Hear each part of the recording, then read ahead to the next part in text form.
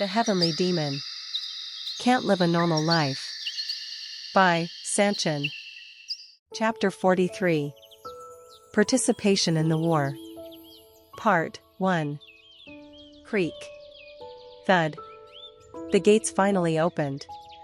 Breaking through the rising dust due to explosions, the soldiers of Lawrence ran out. Charge! Aha! Hundreds of soldiers, their faces were full of fear. Flames were burning over the wall, and many enemy troops were rushing toward the gate. Even though they were called soldiers, they weren't the kind who had received regular training. However, knowing that Lawrence could collapse if they retreated from here, they all clenched their teeth and ran toward their opponent. Die! Whack! Ack! Armies of both sides clashed. The soldiers at the forefront were pushed back but still kept fighting, and due to that, the soldiers of Barco were pushed back due to the force with which the soldiers of Lawrence were stabbing. However, the joy of victory didn't last long. Lawrence's soldiers withdrew their weapons and tried to attack another opponent, but as they weren't trained to move quickly, the enemy slashed their necks. Slash! Thud! Drip! The battle had just begun. The faces of the soldiers were in shock, unable to believe their death or the death of others. Early in the battle, Lawrence was dominating the other side. Supported by the arrows being fired from above the wall, they pushed the army of Barco. Whack! Whack! Whack! Barco's soldiers collapsed with arrows hitting them. The Knight of Lawrence, who stepped on their corpses, boasted a silver armor that shone in the sun and slaughtered the enemies in front. Blood was gushing out. In an instant, corpses were piling up like mountains, and the Lawrence soldiers followed the knight and moved to the enemy camp. Even then, they believed they had a chance. While checking the appearance of enemy forces falling by their weapons, they thought the power of Barco wasn't that great. However, that was all an illusion.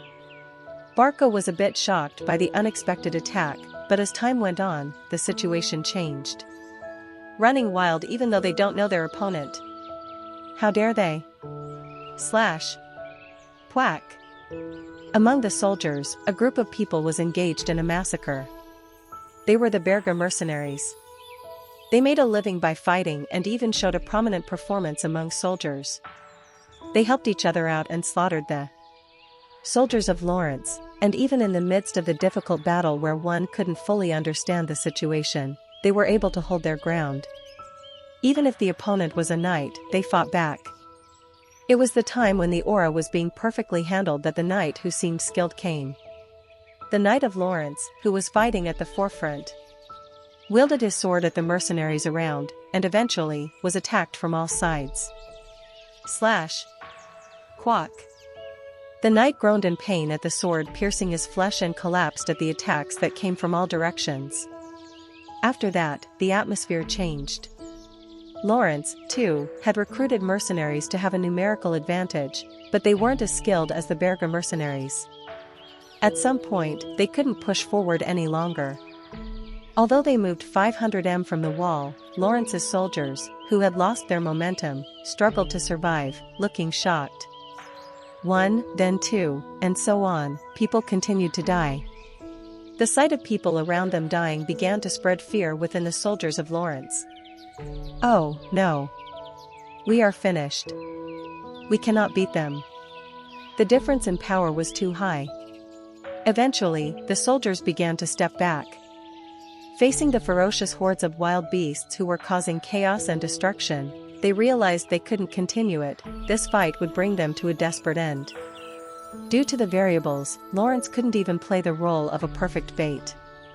Swish! An arrow flew. Even though her arms were trembling as the same action was repeated several times, Flora kept doing it. Just then, the soldiers started screaming. They had to fight a little more, but they seemed to retreat back at the helpless sight. We cannot be pushed back already. Her heart plummeted. Roman's plan, it was a two-way plan. If the gates were open and the soldiers of Lawrence attacked, the Barco would focus their forces on the soldiers. And that was the chance Roman was speaking about. With the fight happening in front of the gates, there wouldn't be many troops behind Barco, so Roman could crush down the flare. Flares are expensive. As the price is high-end, they aren't easily found. Lawrence could secure a higher advantage by destroying it. Do not back off. Hold on. Flora cried out. Even now, the enemy hadn't sent out many troops. Many troops remained behind Barco's camp, and if things continued like this, even Roman would get hurt. However, despite Flora crying out, Lawrence's soldiers couldn't stand it. They were people who had lost their will to fight, and the mercenaries on Barco's side weren't people they could stop. This was the end.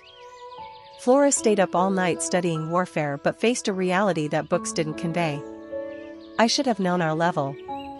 Unlike Barco, we weren't ready to fight. Lawrence, they were peace-loving people. They lived a good life with the wealth that came from their fertile lands but failed to have troops to protect them. And due to that, this problem arose. Because Barco had nothing like that, Lawrence was an easy prey to them. They have always been a force that fought to loot others. It was an obvious fight from the start. At the sight of two of Lawrence's soldiers stepping out to deal with one soldier of Barco, Flora lost her mind. We never had a winning chance. Roman Dmitri, he will not show up. She didn't know if Lawrence had acted as the bait he wanted, but now, that man wouldn't try to help. The sacrifice they made was meaningless, as well. Now, Lawrence's only choice was to be self-reliant. Still, if they stood by the wall, they could survive for a day or two, but as they had opened the gates to get help, they lost that chance, too. What should we do now? There were so many reasons to give up now, but Flora, who had sworn and adapted to stay mentally stronger within these past few days, was continuously looking for answers. Puck. An arrow that cut through the wind hit the target. Even if this place fell, Flora would not give up. She would not beg the enemy. Just as she had told her maid, it was Flora's choice to die like this, rather than turn into a concubine for Anthony Barco. Just then, a horde moving from a distance could be seen. Their goal seemed clear, the flare. They were running straight toward the siege weapon. 10 minutes earlier, Roman soldiers awaited the orders with nervous faces. Phew. This plan, they couldn't help but feel nervous. They had no idea that they would enter the battle so quickly, and even more so that they would be attempting to attack the rear of Barco. The time to risk their lives had come. Unlike Chris and Kevin, who accepted it casually, the soldiers who followed Roman were anxious. Their feelings could be understood. However, Roman thought there was no need for consideration beyond understanding. From now onward, it is the reality that you will have to face. If you survive as my soldier, you will get to live as a predator. I promised you that in the beginning, but whether or not you survive depends on your own strength, not me. 10 days earlier, Roman soldiers began their training. They were all trained hard in their own ways with Chris Whip, but that didn't catch the eye of Roman. The soldiers' feelings had changed. Now isn't the time for empathy. Ahead of this operation, Roman said, as explained at the start, this is an operation in which we will aim at the rear of Barco and destroy their siege weapon. Perhaps Lawrence might not even serve as proper bait. The difference in power is too huge for them to even play that role. Lawrence was a variable. However, Roman expected it. From the beginning, he didn't expect them to do their job properly. Moreover, in a sense, it meant this wasn't going to be easy. Seeing the gaze of Roman looking at them, the soldiers didn't avoid it. 30 soldiers, they are going to risk their lives now. Clearly, they were characters with strong hearts, and even though they looked nervous now, they wouldn't run away from reality. And, honestly, that was enough. Roman brought a minimum number of people for his plan.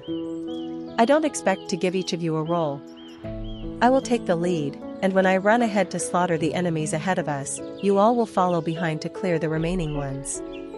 Keep in mind, our primary goal is to destroy Barco's siege weapon. If there is someone who cannot do their role and gets drunk on the bloodshed, I will personally tear their limbs off. Roman's words shocked the soldiers. They were cruel words, but Roman said he would take the lead in such a dangerous situation. This wasn't from his consideration toward them. As of now, he doesn't trust these soldiers yet. Thus, Roman wanted to take the role of facing the enemy head-on. And, now, the time had finally come. At Roman's command, the soldiers ran out at once. From afar, Roman and his troops could be seen. Barco quickly grasped what was happening but didn't summon the troops back. "What is that?" Viscount Barco asked with a confused expression. Perhaps the opponent had prepared another attack on them, but their number seemed too low, as if it were a joke. "How will they handle us with that few people?" "Well, guys who don't know much about the war always hope for miracles to happen for them. Hey, get ready to welcome those crazy guests." Yes. The soldiers moved. They had shields on their body and were ready with spears in their hands. The difference in power was obvious. There were only 30 people who carried out the surprise attack, but there were 3 times as many people behind Barco. Moreover, people like the knight's commander and the mercenaries' captain were also there. As Viscount Barco thought, there was no reason to be afraid of this small group of people who were attempting something reckless. And not long after, the enemies arrived. The moment he confirmed the opponent wasn't from Lawrence, the man in the lead moved. Swish! The soldiers' world turned upside down in an instant. That man's movement, they couldn't keep up with it with their eyes. He definitely seemed to be far away, but instantly, he reached in front of them and hurled toward them. It was a reckless attempt. The soldiers raised their shields to prepare for the reckless attack of the man who was leading the others behind him. The soldiers put their spears ahead to stab that man, as well. The future was evident, the man's body would turn into a ragged one. However, Viscount Barco, who was observing the situation, was shocked at what happened next. Slash! Whack! Blood splattered on the battlefield. He thought the shields would block him, but his soldiers' heads fell nevertheless. What followed next was a bloody carnage on the battlefield. The defensive formation collapsed instantly. And this was the reality, an unbelievable sight that was beyond common sense. Chapter 44. Participation in the War. Part 2. Once upon a time, people of the Orthodox faction said, the heavenly demon is always present at the vanguard of the demonic sect. If we can stop his attack at least once, we can stop the attack of those demons who follow him from behind like waves, but even that is impossible for us. The Orthodox sects have no hope left. The people of Murim should know this for sure, the heavenly demon is invincible, and confronting him head-on is equivalent to having a death wish.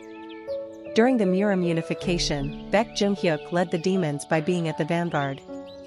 He stood in front of them and confronted their enemies, and on the path Baek Jung-hyuk laid out, the demons ran wild. People asked, why? Why take the most dangerous role for yourself? The reason was the same now and even back then.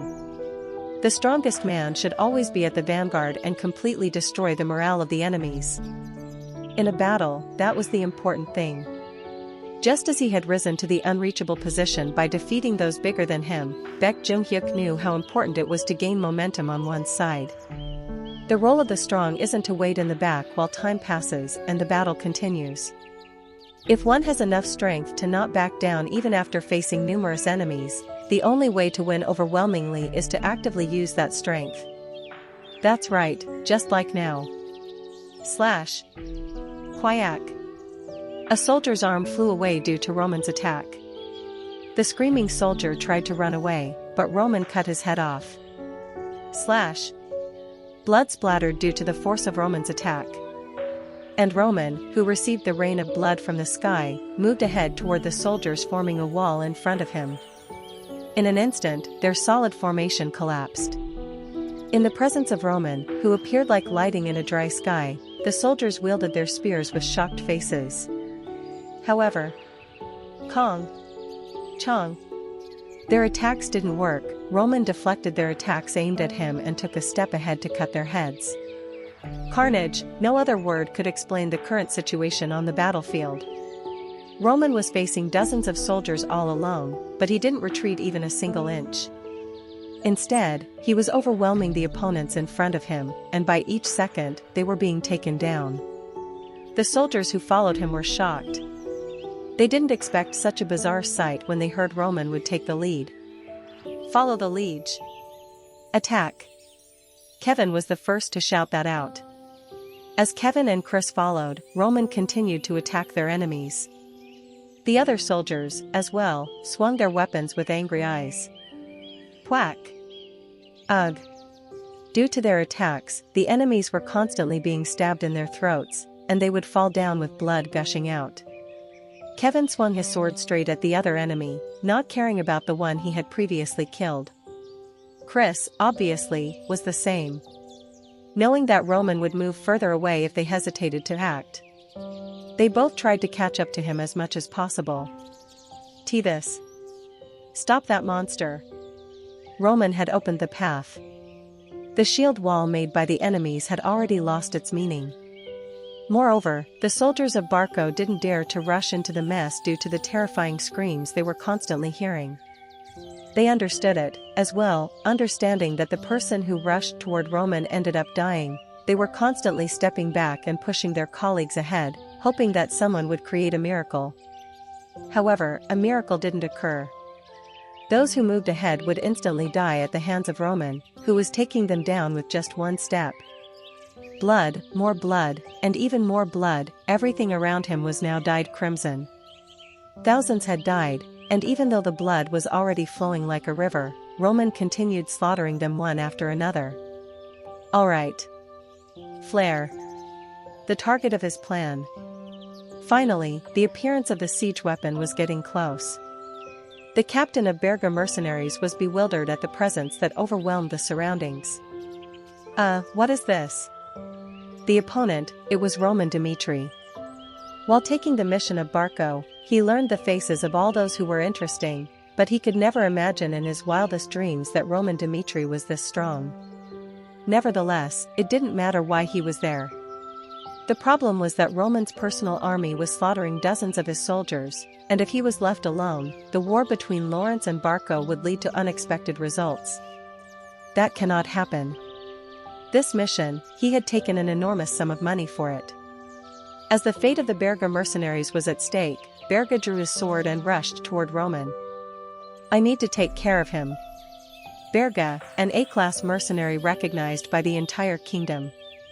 Unlike the B-class status, which can be simply obtained from doing chores, to achieve A-class, one must be able to use unique abilities like aura. Berga was a 2-star aura swordsman. He was already 40 years old, so he didn't wish for more, but a 2-star aura was enough to defeat Roman. SRNG. Rumble. Aura rose, mana exploded from his body and expressed through the sword, and Berga swung his sword towards Roman. One-shot kill, promised victory. Even if the opponent was a 3-star aura swordsman, his special move wasn't an attack that could be blocked easily. However, Kong. Kang. Roman blocked the attack as if nothing had happened. Seeing that sight, Burge's eyes widened as if they would tear apart. This is bad. A full-fledged attack had to break the opponent's sword and cut the body, as well. However, the repulsive force felt from the sword shook his insides. It was a different situation from what he expected. The moment Berga was about to hurriedly step back at the warning sign ringing in his head, Roman immediately followed and attacked. Kong. Kakang.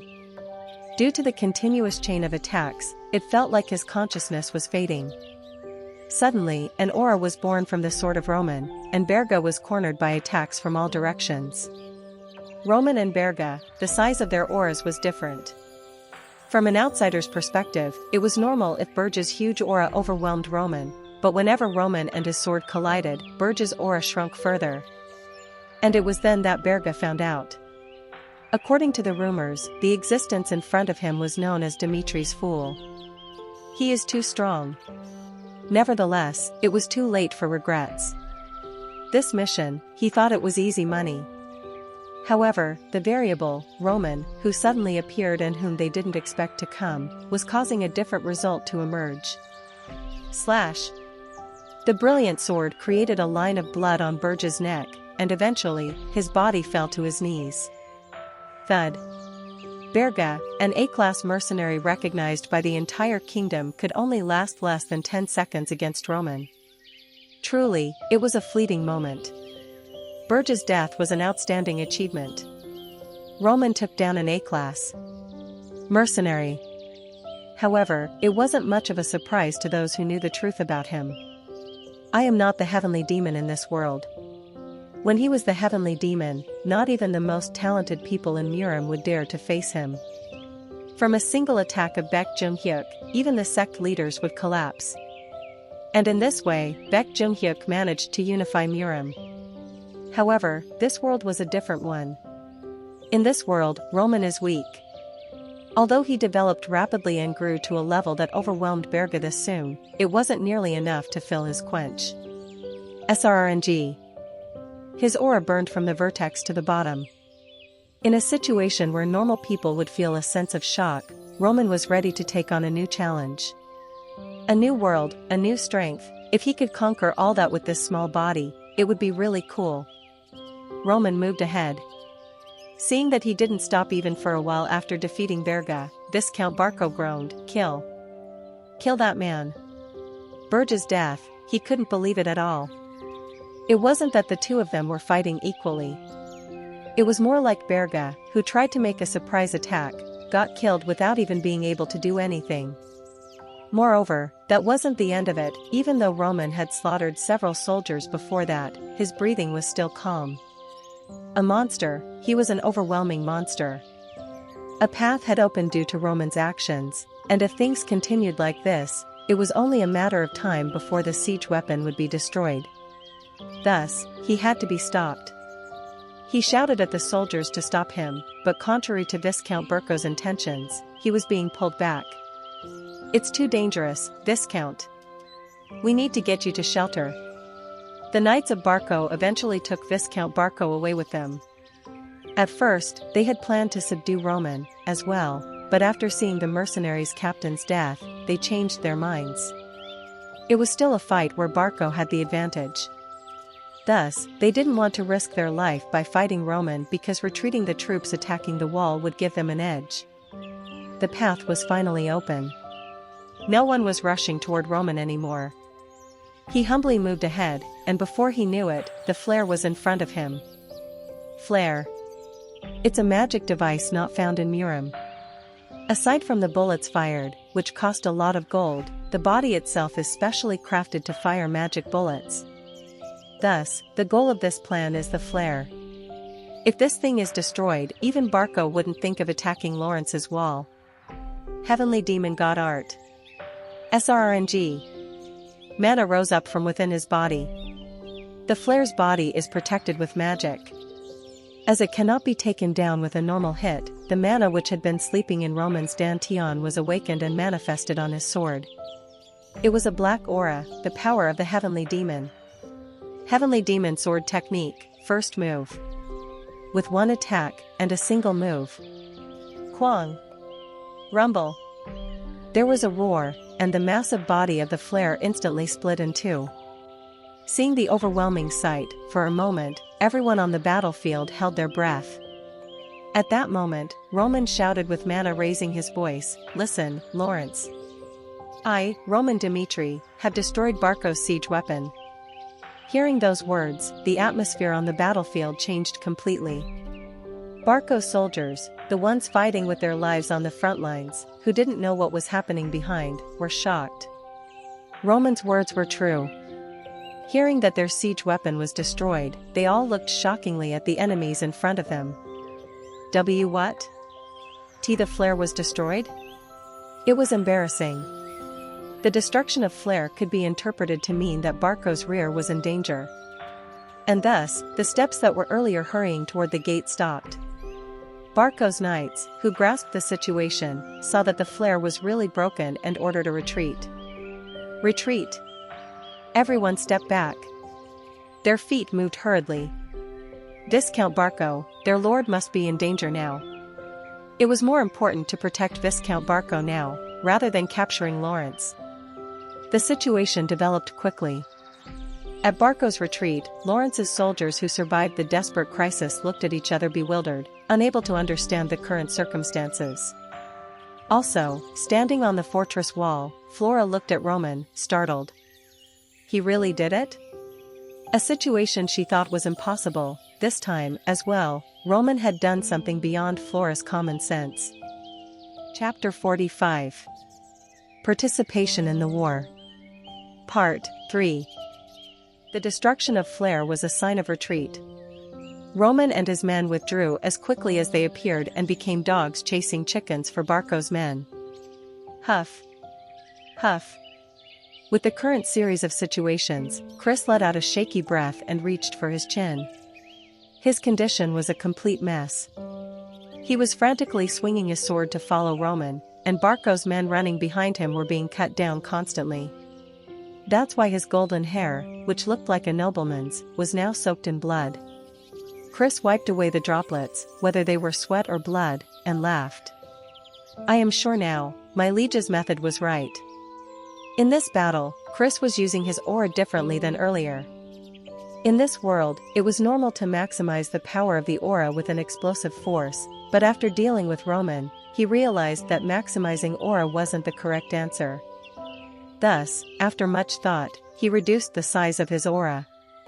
Instead, he tried to condense the aura as much as possible, and thanks to that, the mana consumption wasn't too much in such a battle. Eventually, he started laughing even more. Despite being ignored by those around him as to why he was following Roman, Chris was slowly finding the possibility of growth. He calmed his breathing. And as he looked around, Chris found everyone's condition was a mess. Huff, huff, huff. I might really die. Wah. Roman soldiers, they all fell to the ground and lay down. A person like Chris was about to follow the pace of Roman, but the others had to clench their teeth just to not get left behind. The duration of the battle was short. However, the extremely intense battle completely depleted their stamina, and some of those who fell to the ground even puked. Fortunately, no one had died. Of all the soldiers, no one was left behind, and no one seemed seriously injured either. They knew it, why they were able to survive. Although all the soldiers had troubled faces, they couldn't take their eyes off Roman, who was standing alone. Isn't he tired? He is a monster for real. Roman, he hadn't even stopped to breathe. Even though he took the lead and was obviously in a dangerous situation, he didn't even seem to be gasping for air. And such a sight terrified them. Roman had slaughtered more than a dozen soldiers by himself, and even when the mercenaries' captain, who was extremely skilled, fought with him, Roman dealt with him as if he was dealing with a regular soldier. A monster, there was no other way to express him. They had already experienced Roman's strength in private, but today's battle gave them a different perspective, beyond common sense. They were all in awe at Roman's existence. The soldiers looked up at Roman, drenched in blood. Rather than appearing cruel, the fact that their lord was so strong made them feel good. When everyone's condition stabled, Roman said, "Our role is over. Now, let's head back to Lawrence." Time to head back. As a hero who heralded a triumph, now it was his turn to return to a homecoming. Thud. The gates were opened. At the sight of Roman and his soldiers entering dignifiedly, the people of Lawrence, who were lined up on both sides of the gate, cheered. Waha! Roman! Roman! Roman! Roman! Hero of Dmitri! Now, Roman's reputation had changed. Seeing Roman Dmitri, who was once known as Dmitri's fool, people cheered as if they were welcoming a great man. They couldn't help it. Their perception hadn't changed due to this incident alone. At least in Lawrence, their perception of Roman was changing little by little due to the subjugation of Blood Fong. Hero of Dmitri, a fitting expression. Appearing like a prince riding on a white horse and destroying the flare had left a strong impression on the people of Lawrence. Thanks to you, we live. Thank you very much. From now, Lawrence will never forget the grace of Roman Dmitri. I love you. Women were screaming. Discount Lawrence smiled bitterly at the sight of them crowding into the streets just to touch Roman.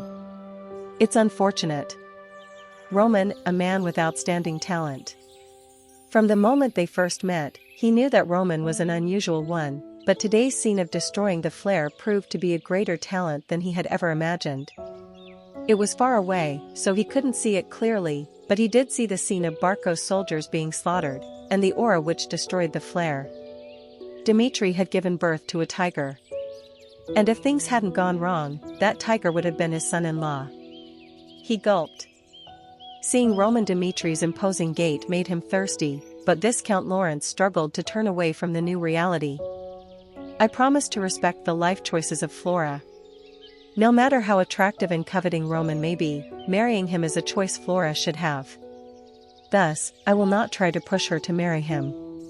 He suppressed his desire. And when he saw Roman approaching in front of him, he greeted him with a smile. Hero of Dmitri. Nice to see you again. It was a brief welcome ceremony. The war wasn't over yet, and Roman walked into the gates facing the cheers and applause of people. Just then, from behind him, a familiar voice was heard. Thank you. It was Flora. A fierce battle had turned her into a mess. Her skirt was torn, and her face was tanned, but Flora didn't seem to care. We didn't even act as proper bait, as we had planned. If you abandoned Lawrence, we wouldn't have even had a right to blame you for it, but I wanted to thank you from the bottom of my heart for not abandoning us in a crisis. Her face was red. Her first meeting with Roman wasn't good, so she was a little embarrassed to show her gratitude. Nevertheless, she had to speak. Without that man's help, Lawrence would have been captured. Roman said calmly, I just did what I promised. And Lawrence just did what I had expected it to do. Roman's words broke Flora's heart. He was someone she didn't know well. She moved a step and thanked the guy, but he coldly drew the line, telling her he was only keeping his side of the promise. Still, she wasn't angry.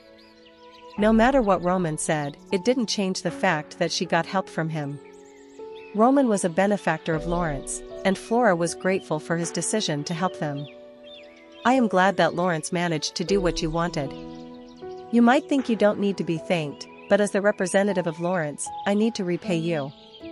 So, if you want to say something or want something, you can say it. Even if my father might feel troubled by it, I will unconditionally stand by your side and make sure you get that reward. Those were sincere words. By firing arrows from above the wall, Flora understood how difficult war was. Thus, she felt thankful to Roman for saving Lawrence from danger. It must have been a difficult choice to keep his side of the deal until the end. Roman looked at Flora. The height difference between the two was huge, so, naturally, Flora was looking up to him. Let's head to the conference room. No matter what I say, if you have no intention to go back on the words of reward, then I will speak comfortably.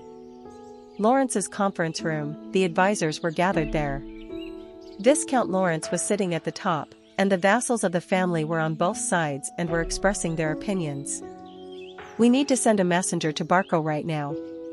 They have lost their momentum and intention of conducting any more sieges as their flare was destroyed. Now is our chance. I think it will be a good idea to suggest appropriate conditions and end the war with Barco. That's right. There are a lot of troops on Barco's side. Rather than causing a crisis and starting war again, we should bury the past and find peace in this situation. That is the only way Lawrence can survive. All the vassals seemed to have the same opinion. Peace, they wanted the war to end already. When they thought of the moment the wall almost collapsed, their legs started shaking, just from the thought of it. Their pride didn't matter now. They wanted to avoid the next battle as they confirmed what Barco's power was like. Viscount Lawrence said, your opinions are correct. Although we were able to win the first battle with the help of Roman Dmitri, Lawrence's strength will not be enough to stop the attacks of Barco. So prepare the messenger now. Can I speak? Roman asked. Normally, the vassals would have been angry in the current situation, but now, they were too shocked by the achievements that man had made. In Lawrence's meeting, actually, Roman had only attended as a courtesy, but was not in a position to argue over what Lawrence was supposed to do. "Speak up." "Thank you." Roman stood up. With everyone's attention focused on him, he slowly walked around the table and opened his mouth. "Looking at the siege from Barco, I think Viscount Lawrence knows exactly what advantages we have if we extend the war. Barco is probably under massive financial pressure right now. They have to get Lawrence under any situation to pay off their huge debt, and that turned worse when their flare was destroyed. If we send a messenger for the sake of peace, I dare to expect that in exchange, we will only receive the head of the person and not a message of peace." Ahem. Everyone coughed. Although they struggled to run from it, it was the reality. As Roman said, Barca wouldn't accept peace. Actually, that isn't even the point. Roman's voice changed. The hoarse voice felt suffocating to the vassals.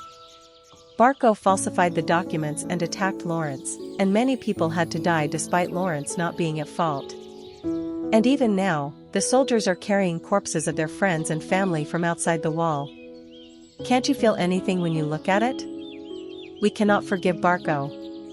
In order to live a peaceful life within the wall of Lawrence, we have to show the world how to take revenge on the heinous people who dared to touch Lawrence.